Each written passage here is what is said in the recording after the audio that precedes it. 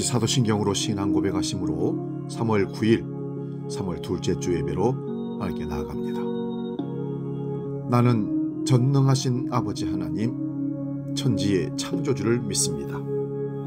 나는 그의 유일하신 아들 우리 주 예수 그리스도를 믿습니다.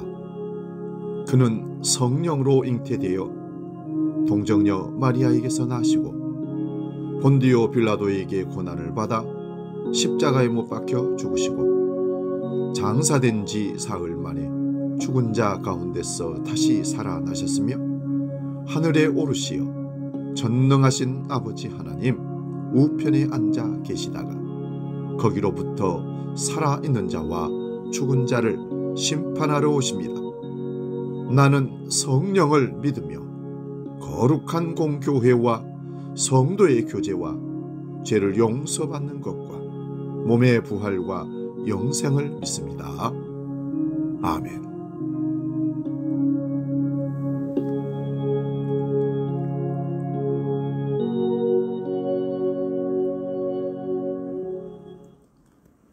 찬송가 488장 이 몸의 소망 무언가 함께 찬송합니다.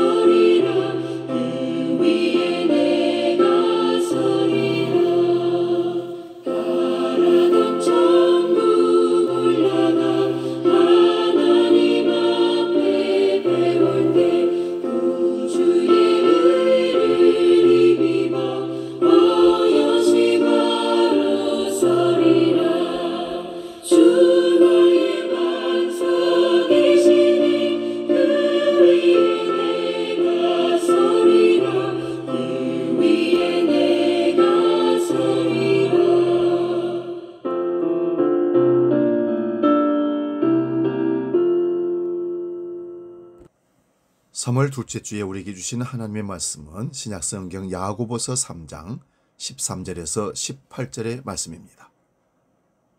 야고보서 3장 13절에서 18절 말씀 신약성경 374면에 있습니다. 이 말씀 봉독할 때에 살아계신 주님의 음성을 들을 수 있기 바랍니다. 지금 봉독합니다. 너희 중에 지혜와 총명이 있는 자가 누구냐? 그는 선행으로 말미암아 지혜의 온유함으로 그 행함을 보일지니라. 그러나 너희 마음속에 독한 시기와 다툼이 있으면 자랑하지 말라. 진리를 거슬러 거짓말하지 말라. 이러한 지혜는 위로부터 내려온 것이 아니요 땅 위의 것이요 정욕의 것이요 귀신의 것이니 시기와 다툼이 있는 곳에는 혼란과 모든 악한 일이 있음이라. 오직 위로부터 난 지혜는 첫째 성결하고 다음에 화평하고 관용하고 양순하며 궁휼과 선한 열매가 가득하고 편견과 거짓이 없나니 화평하게 하는 자들은 화평으로 심어 의의 열매를 거두느니라. 아멘.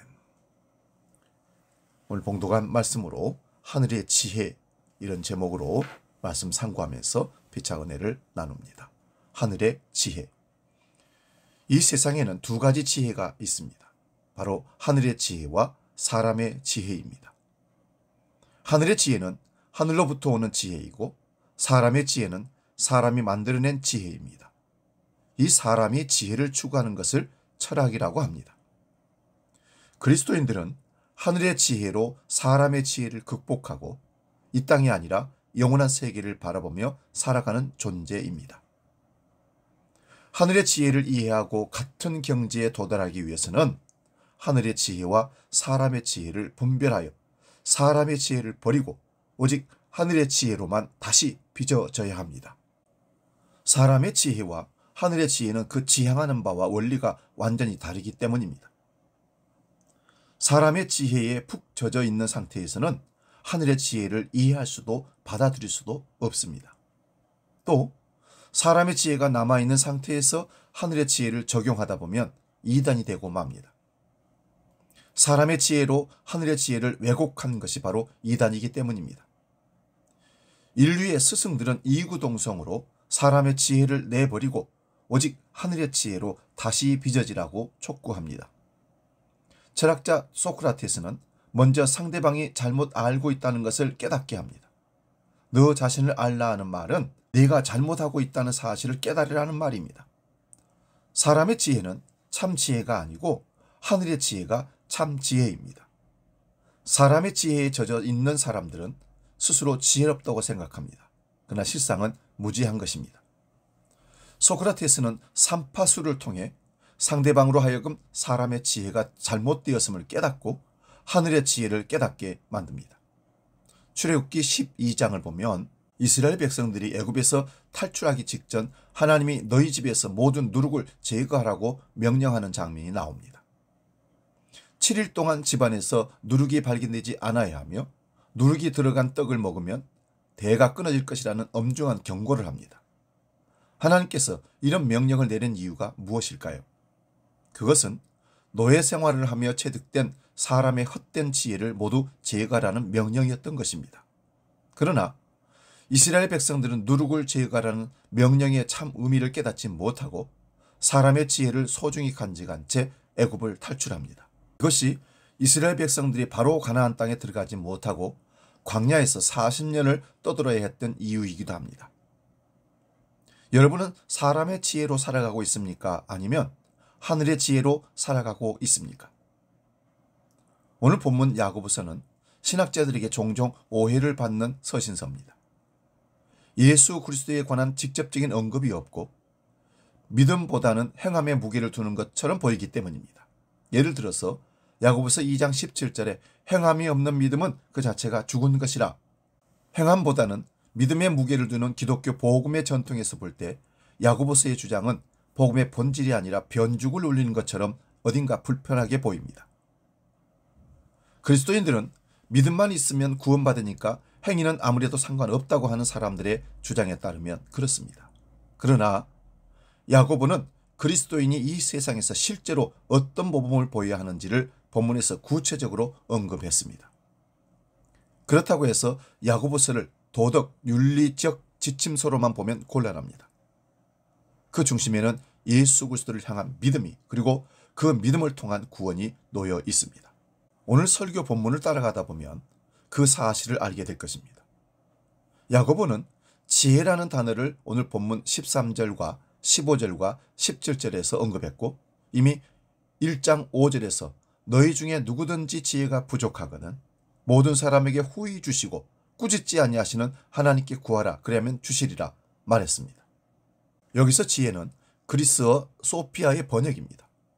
초기 기독교 당시에 정치적으로는 로마 제국이 세계를 지배했으나 문화 언어적으로는 그리스 정신이 대세였기에 기독교 교부들의 글도 대부분 그리스어로 기록되어 있습니다. 고대 그리스 사람들은 소피아는 특별해서 최고의 가치라고 여겼습니다. 실제로 공부 많이 한 똑똑한 사람이 무조건 지혜로운 사람이 아니고 학력이 낮고 어수룩하게 보이는 사람도 지혜로울 수 있습니다. 오늘 대한민국에 사는 사람은 지혜로울까요? 지혜롭지 못할까요? 양으로만 말하면 지혜로울 수밖에 없습니다. 왜요? 거의 고학력, 대학을 졸업하고 석박사도 많기 때문입니다. 그리고 인터넷을 통해서 주워 듣는 이야기도 정보도 많습니다. 옛날보다 똑똑해진 건 사실이지만 보다 더 지혜로워졌다고 말하기는 어렵습니다. 그 이유가 무엇일까요? 핵심적인 이유는 현대인이 지혜를 찾지 않기 때문입니다. 재물을 소유하고 옳고 그름을 따지려고만 하지 지혜를 사랑하지 않습니다.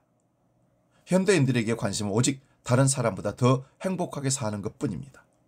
다른 가치 있는 일에는 크게 관심이 없어 보입니다. 그러다 보니 자기 자신만 신뢰하고 아무것도 신뢰하지 않게 되었습니다. 그런 삶의 태도를 가리켜서 교회론의 대가인 신학자 한스 큐잉은 나는 무엇을 믿는가에서 니체의 말을 인용해서 허무주의자들이라고 표현합니다.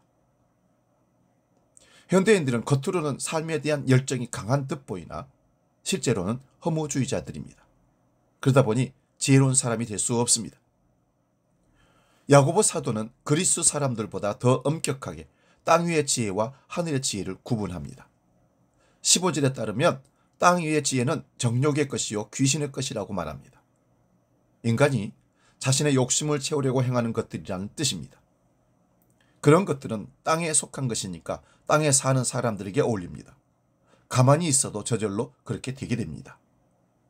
14절에 나오는 항목을 보시면 시기, 다툼, 자랑, 거짓말입니다. 사람들은 이런 것을 굳이 배우지 않아도 그렇게 삽니다. 어떤 때는 거칠게, 또 어떤 때는 교양 있게 자랑질도 심합니다. 야고보서는 17절에서 위로부터 내려온 지혜를 이렇게 설명합니다.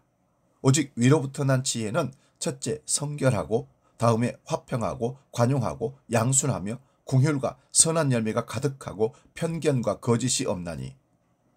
이것을 세번역 성경으로 다시 읽어보겠습니다. 그러나 위에서 오는 지혜는 우선 순결하고 다음으로 평화롭고 친절하고 온순하고 자비와 선한 열매가 풍성하고 편견과 위선이 없습니다. 완전히 도덕군자가 되라는 말로 드릴지 모르겠습니다. 그렇지 않습니다. 삶의 높은 가치를 추구하라는 뜻입니다. 성결은 순수성을 가리킵니다. 삶의 본질을 알고 경험해야만 순수하게 됩니다. 삶의 이상을 추구해야 할 젊은이들이 주식과 부동산에만 마음을 둔다면 순수한 삶과는 거리가 멉니다. 17절에 열거한 것들을 제가 일일이 설명하지는 않겠습니다. 야고보가 삶의 높은 가치들을 언급한 이유는 그리스도인이 당시 그리스 사람이나 로마 사람들보다 더 품위 있게 살지는 못하면서 만능주의에 떨어지는 게 얼마나 공허한 일인지를 강조하려는 데에 있음을 우리는 알아야 합니다. 야고보서를 읽다 보면 산상수훈 마태복음 5장, 6장, 7장을 읽는다는 느낌이 듭니다. 마태복음 5장 17절에서 예수님께서는 이렇게 말씀하셨습니다. 내가 율법이나 선지자를 폐하러 온 줄로 생각하지 말라. 폐하러 온 것이 아니요 완전하게 하려 함이라. 마태복음 5장 20절에는 내가 너희에게 이르노니 너희 의의가 바리새인보다 더 낫지 못하면 결코 천국에 들어가지 못하리라.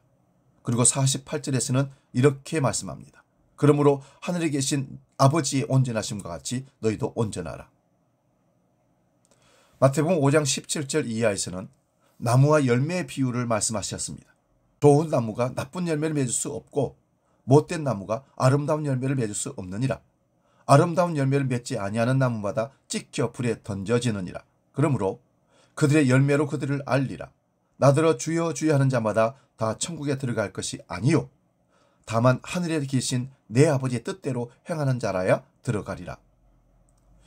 이런 말씀을 전제로 한다면 야고보서는 신약의 전통에서 크게 어긋나지 않는다는 게 분명합니다. 믿음으로 존재가 변화된 자들에게 따라오는 삶의 품위를 등한히 여기지 말라는 가르침이니까 말씀입니다. 야고보는 하늘의 지혜를 17절에서 열거한 다음에 18절에서 그것을 압축해서 다음과 같이 표현합니다. 하늘의 지혜에 붙들려서 즉 지혜를 사랑하면서 살아야 할 그리스도인의 삶을 한 문장으로 요약한 것입니다. 화평하게 하는 자들은 화평으로 심어 의의 열매를 거두느니라. 이 말씀은 평화의 씨를 뿌려서 의라는 열매를 맺는다는 뜻입니다. 말은 쉬우나 그대로 살기는 참 어렵습니다. 야고보가 살던 시대의 로마 제국으로 돌아갈 필요 없이 지난 인류 역사에서 찾아보기 힘들 정도로 부유하게 사는 지금의 시대가 지향적인지 아닌지를 보면 됩니다.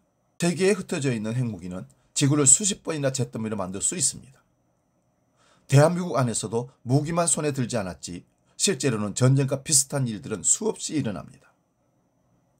야생 사자나 표범은 자기가 배가 고프거나 굶고 있는 자기 새끼를 먹여 살리려고 초식동물들을 잡습니다. 그게 자연의 질서입니다.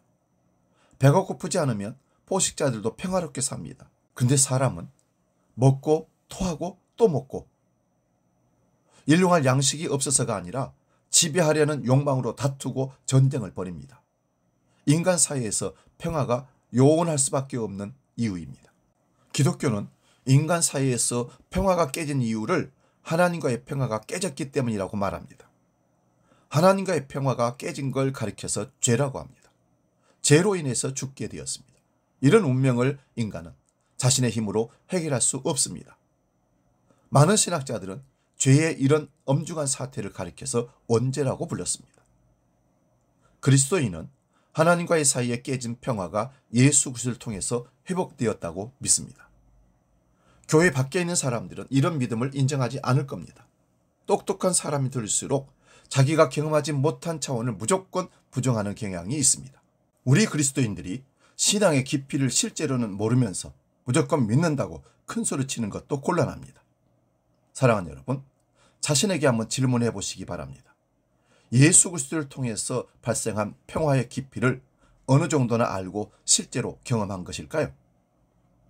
그런 경험이 있어야만 야고보가 본문 17절에서 나열한 하늘의 지혜가 우리 삶에서 실제로 나타나는 것입니다.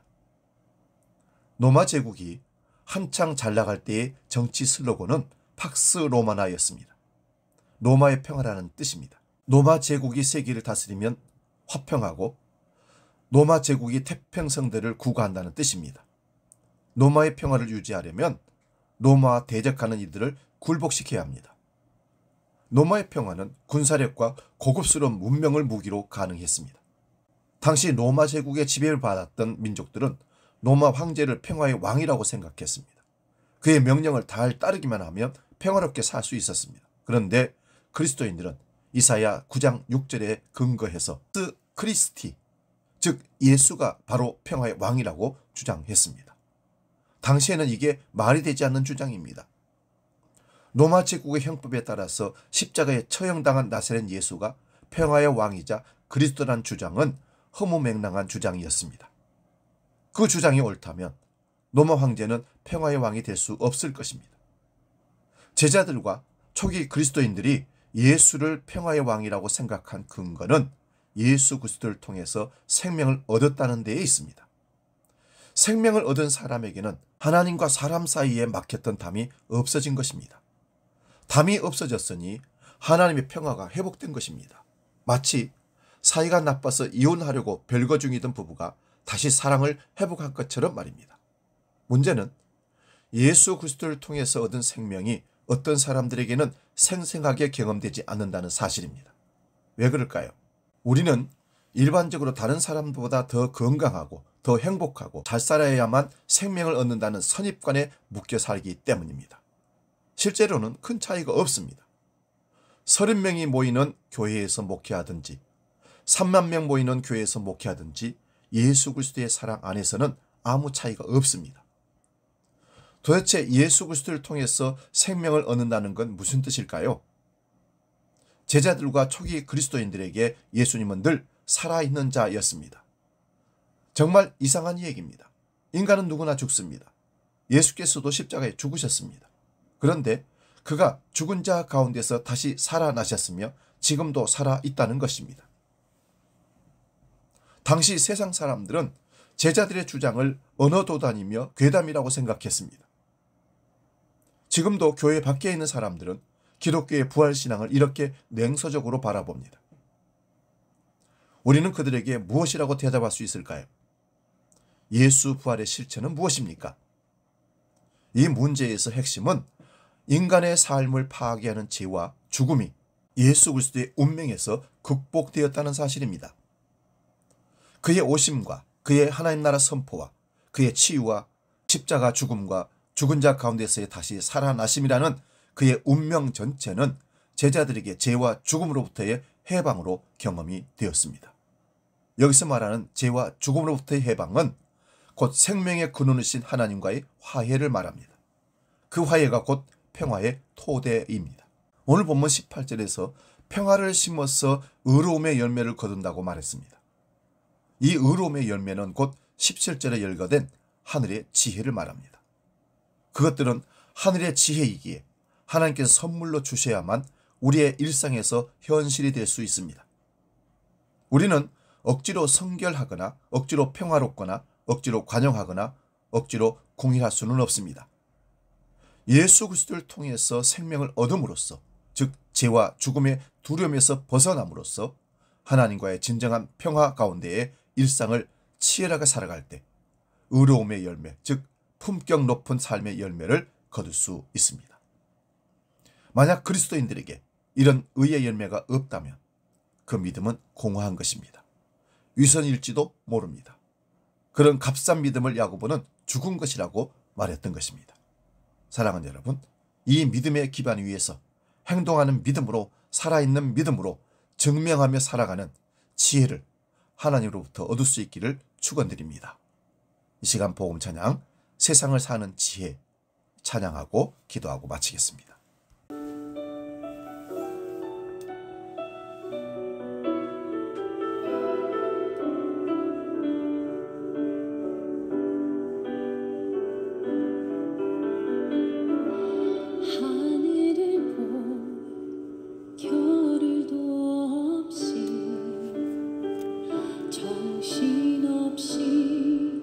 세상을 살다가